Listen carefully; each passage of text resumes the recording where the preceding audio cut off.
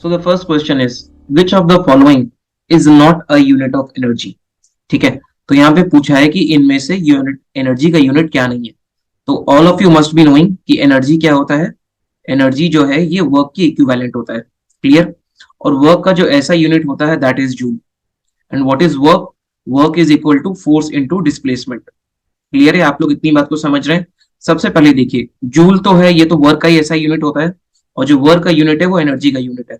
सो इसलिए this is the correct, यानी कि ये एनर्जी का यूनिट है. अब अगला देखो आप, कैलोरी. आप सबने सुना होगा कि जो फूड की एनर्जी होती है वो हम लोग कैलोरी में काउंट करते हैं. क्लियर. अगर आपने पॉवर्टी चैप्टर पढ़ा है इकोनॉमिक्स में तो वहां पता होगा कि एक अलग कमेटी की रिपोर्ट आई थी.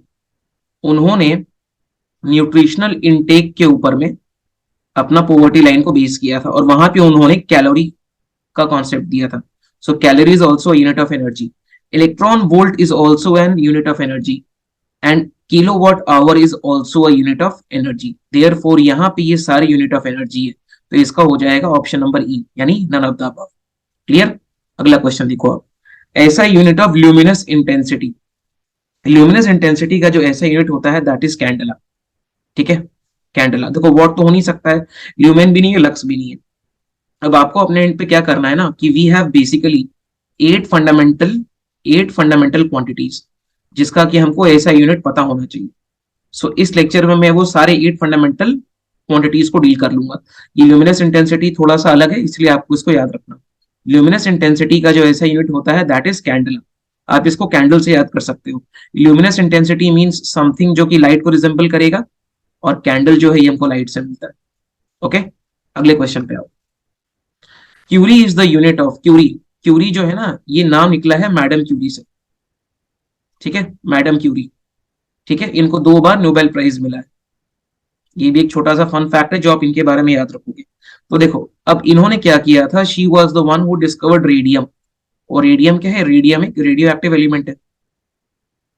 ठीक है, अब आप इससे रिकॉग्नाइज कर लो कि इनका नाम किस चीज से रिलेटेड है. देखो अब इन्होंने यहाँ पे जो बाकी चीजें दी है ना ये भी एक तरीके से देखा जाए तो सेम ही है, टेम्परेचर, हीट, एनर्जी. लेकिन इसका आंसर है radioactivity. Option number D is the correct answer. Therefore madam curie का जो पूरा इन्वेंशन है वो रेडियो एक्टिविटी से रिलेटेड है. ओके, अगला देखो. 1 light year is approximately equal to. अब लाइट ईयर क्या होता है यहां समझो आप. देखो लाइट ईयर होता है कि जो लाइट होती है ना वो एक साल में कितना ट्रैवल कर ले रहा है. क्लियर. यानी कि जो लाइट है, मान के चलो अगर मैं आपको इसको थोड़ा सा साइंटिफिकली डील करूं तो लाइट की स्पीड क्या होती है. लाइट का स्पीड होता है 3 इंटू 10⁸ मीटर पर सेकेंड. अब हमको यहाँ पे डिस्टेंस के टर्म्स में निकालना है. डिस्टेंस क्या होता है, स्पीड इंटू टाइम. और यहाँ पे टाइम क्या बोला गया है, 365 डेज. क्लियर. तो अगर मैं 3 इंटू 10⁸ इंटू 365 डेज से मल्टीप्लाई कर दूं so I will get the distance covered. लेकिन ये जो डेज है ना हमको इसको सेकंड में कन्वर्ट करना होगा. क्यों, क्योंकि टाइम की ऐसा यूनिट क्या होती है, सेकंड्स में. तो पहले आप क्या करोगे, 365 को 24 से मल्टीप्लाई करोगे. फिर 24 आवर्स के लिए आप क्या करोगे, 60 इंटू 60 करोगे. क्लियर. आवर को मिनट में, फिर देन सेकंड्स में. तो इसका जो क्यूमुलेटिव अमाउंट आएगा वो आएगा 10⁻16 किलोमीटर. क्लियर. अगर मैं इसका एग्जैक्ट डेटा लिखूं जिसका एग्जैक्ट डेटा क्या होगा कि लाइट ईयर जो है ना ये एस्ट्रोनॉमिकल डिस्टेंस, बहुत ही लार्ज अमाउंट ऑफ डिस्टेंस को मेजर करने में यूज होते हैं. And 1 light year is exactly equal to 9.46 into 10⁻15 kilometre. अगर हम इसको सिग्निफिकेंट फिगर में चेंज कर देंगे तो ये 10⁻16 किलोमीटर आ जाएगा. Okay, so option number D is the correct answer. आगे बढ़िए. 1 पिकोग्राम इज इक्वल टू, देखो पिकोग्राम जो होता है ना दैट इज 10⁻12 ग्राम. क्लियर. अब पिकोग्राम के अलावा यहाँ पे वही अगर पूछता आपसे नैनोग्राम, फेम्टोग्राम तो आप कर लेते हैं. Nanogram means 10⁻⁹. इसी तरीके से हम इसको बैकवर्ड की तरफ जाते जाएंगे. ओके, SI unit of Young's modulus of elasticity. देखो अब यंग्स मॉड्यूलस क्या होता है यहाँ पे समझने की कोशिश करना. जब भी हमको किसी भी एलिमेंट की इलास्टिसिटी को मेजर करना होता है हम उसका यंग्स मॉड्यूलस निकालते हैं. तो यंग्स मॉड्यूलस जो है that is equivalent to stress upon strain. ठीक है. अब स्ट्रेस जो है ये होता है फोर्स बाय एरिया और स्ट्रेन होता है change in length by actual length. अब अगर आप इसको डायमेंशन वाइज देखो तो चेंज इन लेंथ का जो यूनिट आएगा वो मीटर आएगा और लेंथ का भी मीटर है. Metre metre cancel. यानी कि स्ट्रेन जो है this is a dimensionless quantity. ये एक डायमेंशनलेस क्वांटिटी है. क्लियर। अब देखो आप फोर्स, फोर्स का होता है न्यूटन और एरिया का होता है मीटर स्क्वायर, यानी कि न्यूटन पर मीटर स्क्वायर। देयरफॉर देख लो option number C is the correct answer, हमने इसे डिड्यूस कर लिया। एक और चीज याद रखना कि स्टील का जो यंग्स मॉड्यूलस है दैट विल बी ग्रेटर, यानी स्टील की जो इलास्टिसिटी है that will be greater than that of rubber. Normally हमको लगता है कि रबर की इलास्टिसिटी ज्यादा होती है, नहीं, इसकी इलास्टिसिटी हमको दिखती है, लेकिन स्टील की इलास्टिसिटी ज्यादा होती है। हम किससे निकालते हैं? यंग्स मॉड्यूलस ऑफ इलास्टिसिटी से। क्लियर। अगला क्वेश्चन देखो, which of the following is fundamental physical quantity. तो इसमें जो इलेक्ट्रिक करंट है this is the fundamental physical quantity. Lecture के स्टार्टिंग में मैंने आपको बताया था कि there are few fundamental quantities which you need to learn. Velocity नहीं है, फोर्स नहीं है, वर्क नहीं है। ओके, आगे देखते हैं। तो अगर मैं आपको बता सकूं कि in total there are 7 fundamental quantities, जिसमें we have length, mass, time, current, temperature, luminous intensity. Okay, the most suitable unit for expressing nuclear radius. अब देखो एटम जो होता है ये अपने आप में बहुत स्मॉल होता है। अब एटम के अंदर होता है न्यूक्लियस, इस न्यूक्लियस का रेडियस पूछ रहा है आपसे। तो हम न्यूक्लियस के रेडियस को इनमें से किस क्वांटिटी में शो करते हैं? तो हम इसको फर्मी में शो करते हैं, और फर्मी जो है ये 10⁻⁻15 मीटर है। एंगस्ट्रॉम जो है 10⁻⁻10 है। Nano -9, micro -6। तो हम फर्मी मीटर में एक न्यूक्लियर की रेडियस को शो करते हैं। क्लियर।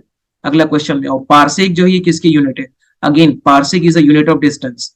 इससे भी हम एस्ट्रोनॉमिकल डिस्टेंसेस मेजर करते हैं, यानी कि very large amount of distances. अगर मैं आपको इसको टर्म्स में बताऊं तो 1 parsec is equivalent to 3.08 into 10⁻16 metres. Clear. चलो अगले क्वेश्चन पे आप, एम्पियर इनमें से किसकी यूनिट है? तो देखो एम्पियर जो है this is the unit of current electricity, यानी कि इलेक्ट्रिक करंट। इलेक्ट्रिक चार्ज जो है उसको हम लोग मेंशन करते हैं कूलम्ब में। ठीक है, वोल्टेज तो वोल्ट होता है, पावर को वॉट में। तो एम्पियर जो है, जो एम्पियर से शो करते हैं दैट इज इलेक्ट्रिक करंट। तो V is equal to I R में जो ये आई है दिस इज इलेक्ट्रिक करंट। एक और चीज याद रखना कि दो electric current has got a direction still it is a static quantity. Vector और स्केलर में हम करते हैं ना, तो ये एक स्केलर क्वांटिटी है। इसके बारे में हम और डिटेल्स में आगे देखेंगे। अब देखो, what is the name of the instrument that is used to detect the presence and magnitude of electric charge. Electric charge को पता करने के लिए जो हम इंस्ट्रूमेंट यूज करते हैं दैट इज इलेक्ट्रोस्कोप। इलेक्ट्रोस्कोप क्या बताता है? किसी भी बॉडी में इलेक्ट्रिक चार्ज प्रेजेंट है या नहीं है। ओके, अगले क्वेश्चन में आओ, मैकेनिकल पावर की ऐसा यूनिट। अगेन पावर अगर मुझको बताना हो तो पावर होता है, देखो ऐसा यूनिट तो पहले बता देता हूँ। पावर की जो पावर का जो ऐसा यूनिट होता है दैट इज वॉट। ये तो क्लियर है, ये आपको समझ में आ रहा है। अब एक और चीज याद रखो, पावर होता है work done per unit time. Clear. तो वर्क अपॉन टाइम, वर्क होता है जूल, टाइम होता है सेकंड। तो जूल पर सेकंड भी पावर की ऐसा यूनिट होगी। ठीक है, चलो आगे बढ़ते हैं। इंटेंसिटी ऑफ साउंड को इनमें से कौन सा अपैरेटस मेजर करता है? That is audiometer, not audiophone, audiometer. अब जो एनमोमीटर है इसका काम होता है to measure the wind pressure. Microphone आपको पता है क्या करता है? ये साउंड को एम्पलीफाई कर देता है, यानी उसको ज्यादा तेज कर देता है। क्लियर। और बस दैट्स इट, आगे बढ़िए। Which instrument is use for measuring the humidity? उसके लिए हम हाइग्रोमीटर का यूज करते हैं। हाइग्रोमीटर जो है ये एटमॉस्फेयर में ह्यूमिडिटी है। Now what is humidity? Humidity is the moisture content of the soil. Soil बोल रहा हूँ, एयर में कितना मॉइस्चर है ये हम लोग इसके ह्यूमिडिटी से मेजर करते हैं। क्लियर। बैरोमीटर क्या करता है? Barometer is use to measure the pressure. Clear. Hydrometer क्या करता है? This is use to measure the relative density of liquids. ठीक है। और लास्ट बचा हमारे पास ओडोमीटर, ये क्या करता है? Distance travelled by a wheeled substance. ठीक है, आगे बढ़िए। रडार का काम क्या है? Radar is used for determining the presence and location of object with radio waves. कैसे? देखो मान के चलो मेरे यहाँ पे सामने में कोई ऑब्स्टेकल है और मुझे यहाँ से पता करना है वो ऑब्स्टेकल कितना दूर है। तो मैं यहाँ से रेडियो वेव भेजूंगा, मुझे पता है रेडियो वेव की क्या स्पीड है, और मैं जैसे ही यहाँ से भेजूंगा मैं इस टाइम को कैलकुलेट करूंगा, और जब ये मेरे पास वापस आ रहा है तो मैं उस टाइम को कैलकुलेट करूंगा। जो टोटल टाइम होगा I will divide it by 2, और उससे मैं उस स्पीड को मैं उसके डिस्टेंस को मेजर कर दूंगा, क्योंकि डिस्टेंस जो है वो स्पीड इंटू टाइम होता है। तो ये क्या बताएगा हमको कि कोई ऑब्स्टिकल जो है वो हमारे रास्ते में है या नहीं। ओके, न्यूटन के पहले लॉ को क्या बोलते हैं? This is known as the law of inertia. उसको लॉ ऑफ इनर्शिया क्यों बोलते हैं? न्यूटन का पहला लॉ कहता है अगर कोई बॉडी स्टैटिक है तो वो स्टैटिक ही रहेगा, अगर कोई बॉडी मोशन में है तो वो मोशन में ही रहेगा, until any external force is applied to either move it in case of static or stop it in case of motion. तो यही होता है लॉ ऑफ इनर्शिया. इनर्शिया क्या होता है? This is a property of a body by virtue of which it tends to resist any change. जैसे हम लोग क्या होते हैं, we are inertia, we have an inertia towards studies, we have an inertia towards hard work. अगर हमको आराम मिल रहा है तो हम हार्ड वर्क नहीं करना चाहते, तो ये होता है इनर्शिया. ओके, वाटर जो है ये हायर एल्टीट्यूड्स पे हायर टेम्परेचर पे बॉइल करता है. इसके पीछे का रीजन ये है कि वहां पे प्रेशर बहुत लेस है, इसीलिए उसको हायर टेम्परेचर देना पड़ता है ताकि वाटर वहां पे बॉइल करे. ओके, वाटर का स्फेरिकल शेप क्यों है? Due to a property known as surface tension. Clear? तो जो अब क्या होता है ना, जो स्फेरिकल शेप इसलिए करते हैं ताकि वो मिनिमम सरफेस एरिया ले, मिनिमम सरफेस एरिया, और मिनिमम सरफेस एरिया से मैक्सिमम एफिशिएंसी मेंटेन होती है, therefore they are spherical. Clear? चलिए, moving on to the next question. So the next question is, on which principle the hydraulic brake works in automobile? So all of you must have read about Pascal's law in your school. So this is based on Pascal's law. Now something on Pascal's law.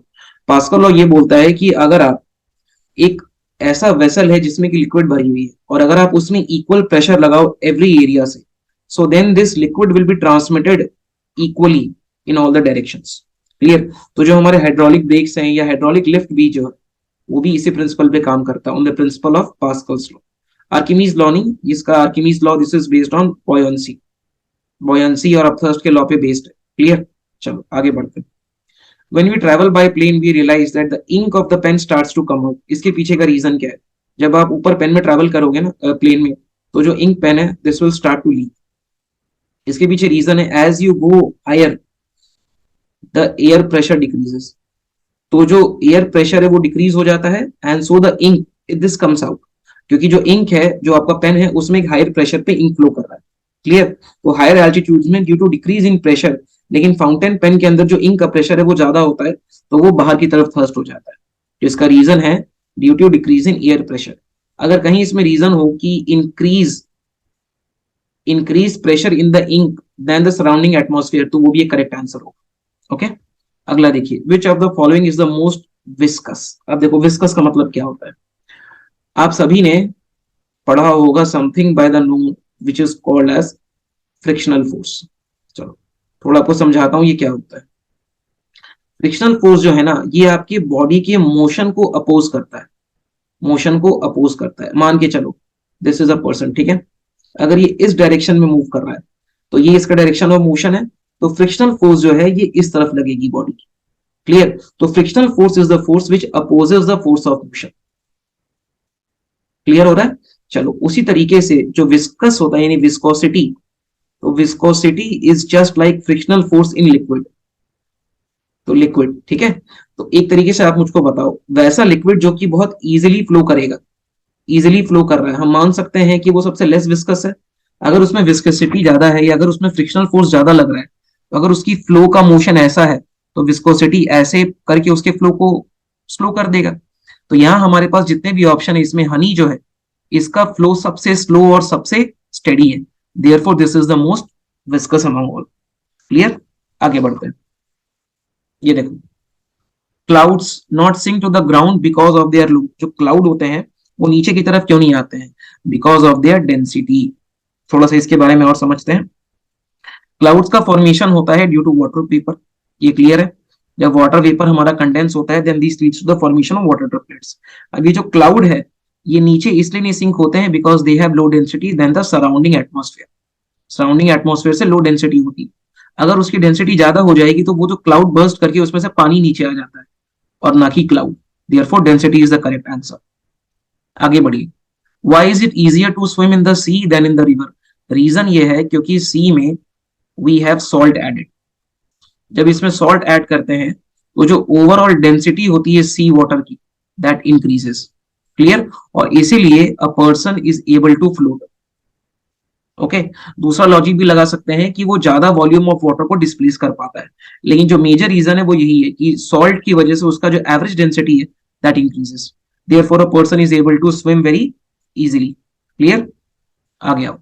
Which of the following represents a dimensional formula of the universal gravitational constant. देखो इस एक question में मैं आपको ये prove करके दिखा देता हूँ कि किस तरीके से हम लोग डायमेंशंस को निकालते हैं। ओके, यहाँ देखो आप, सबसे पहले तो let us see here, force, gravitational force is equal to G M M by R square.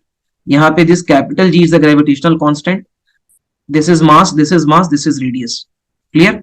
तो जो फोर्स होता है वो G M M by R square होता है। अब फोर्स को हम लोग लिखते हैं मास इंटू एक्सेलरेशन। क्लियर? और ये हो जाएगा G M M by R square.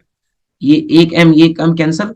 अब एक्सेलरेशन जो होता है वो होता है मीटर पर सेकेंड स्क्वायर। तो मीटर, ठीक है, मीटर, उसको हम लोग एल लिख देते हैं और पर सेकेंड स्क्वायर को टी माइनस टू लिख देते हैं। क्लियर?